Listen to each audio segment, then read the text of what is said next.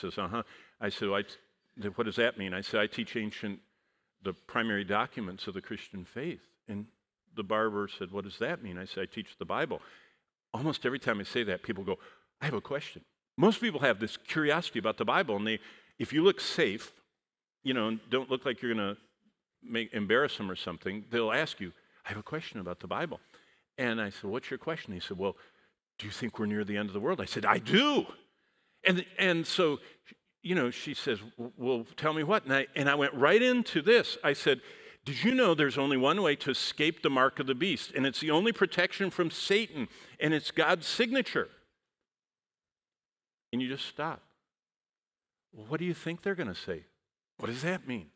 See, people, as long as you don't make fun of them or belittle them or whatever, they're so curious about God until they get convicted, and then they don't want anything to do with it. This, by the way, is one of many resources on our website that we offer free of charge. I love all these cards that reduce down a message. Like I have a card on what you should pray for what a biblical godly husband is, what a biblical godly wife, what are the 12 characteristics of a Titus 2 man, what are the 12 characteristics of a Titus 2 woman. Here's another one. It's the signature of God. When we get saved, the signature of God is, I am forgiven. He removed my debts, as it says in Ephesians 1. I'm justified. God changes my standing. I'm regenerated. I get that new heart Drew was talking about. Remember Ezekiel 36, 26, and 27. I'm reconciled. God has become my friend. I'm adopted. I actually have this taped right in the front of my Bible. I tape it right in the front by a picture of Bonnie. Do you know why? Do you remember that In Christ Alone hymn? When Satan tempts me to despair. That's what he wants to do to you guys. Tempt you to despair. And tells me of the guilt within. I already know I'm guilty and I know I sin. And when Satan points it out, what am I supposed to do? Upward I look and see him there who made an end of all my sin. These are the 7 things that God does when he saves us. He forgives, justifies, regenerates, reconciles, adopts, redeems, and sanctifies us. I would just say you need to know that and preach the gospel to yourselves. And you can find those on the website. And here we go with our last. Boom. Now we're in this hour.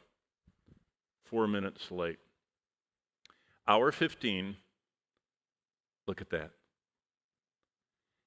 Once you got saved, you and I have a singular calling to everywhere we go, make disciples of Jesus Christ. What is a disciple of Jesus Christ? Someone who hears and understands the gospel. And Paul said, I'm not ashamed of the gospel of Christ, because the gospel, is the power of God unto salvation. So we are gospel purveyors. That means we go around serving, sharing, giving out the gospel. Well, when you read, like we're going to read in chapter 14, God calling something the eternal gospel, it should make our spiritual ears go up because we want to know. So that's what we're going to look at this hour, the eternal gospel. What is it?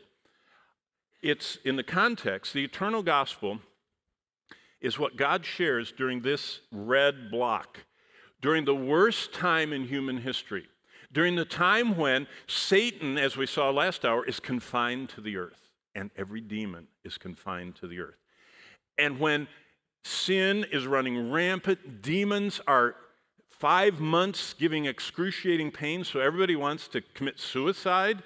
That's what it means. They all want to end their own lives, and they can't. So it's the worst time in history. And during the worst time in history, God sends into that mess 144,000 little Pauls, 2 witnesses, perhaps the 2 greatest prophets of the Old Testament, or the Enoch and Elijah, whoever it is. He sends them, but over all that, the gospel angel. So that's what we're going to see. Now, I put it this way. When you look at Revelation 14 to 16, Lost humanity that believes in evolution and reveres the earth and denies creationism. So God sends his 144,000, listen, to give everyone an opportunity to hear the gospel. Everybody. Everybody hears. Personally. That's what they do. For the whole time. They aren't killable. They just are sharing. They're little Apostle Pauls, little gospel dynamos. And during the final divine environmental destructions, God the Creator is systematically destroying the atmosphere. Remember, it's full of smoke. The oceans, they're dying. The land, everything is burning. There are earthquakes and smoke and fire and red tides. If you ever live in Florida, it stinks during red tide when everything starts dying by stages from that horrible, algae bloom and everything that happens. And there's global warming. It's getting hotter and hotter, and volcanoes and tsunamis and asteroids and comets and meteors. And Armageddon is chapter 16. That's tomorrow. But in the midst of all that, number one, God wanted to tell the second generation church, no matter what you're going to face, even the level of the tribulation, but you're not going to be there, but even the level, Jesus is still all you need. And when you think, did you know the early church thought it was so bad, the persecution, they thought they were in the tribulation. That's what 1st and 2nd Thessalonians are about. They get 1 Thessalonians and they are convinced that they've been left behind. And that's why Paul writes 2 Thessalonians. And he says, no, there's going to be the great falling away and the man of sin is going to be revealed and he's going to be sacrificing the temple. No, you're not in the tribulation. But Jesus is all you need.